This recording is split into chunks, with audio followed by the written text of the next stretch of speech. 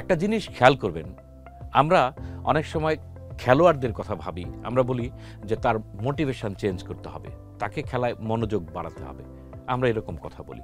এই যে মনোযোগ বাড়ানোর বিষয়, তখন আমরা কি করতে চাই, আসলে কি চাই?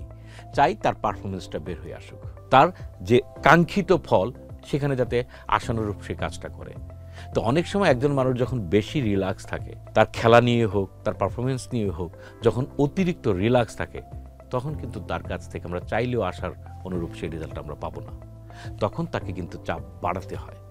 মোটিভেশন মানে শুধুমাত্র একটা কথা না যে তুমি কালকে থেকে অনেক ভালো রেজাল্ট করবে, অনেক ভালো কাজ করবে, আমি বললাম আর হয়ে গেল, বিষয়টা তা না। তখন একজন মানুষের যে চাপটা বাড়াতে হয়, এর মধ্যে কতগুলো নিয়ামক, কতগুলো বিষয় কাজ করে।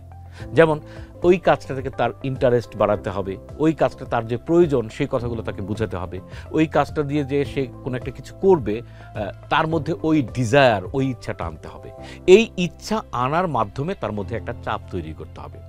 তো একটা চাপ যখন আস্তে আস্তে বাড়তে থাকে, তখন মানুষের মধ্যে কাঙ্ক্ষিত ফলাফল আস্তে আস্তে বাড়তে থাকে, অর্থাৎ চাপও বাড়বে, মানুষটা তার কাঙ্ক্ষিত ফলাফলটা বের করে নিয়ে আসবে বা কাজটা করবে।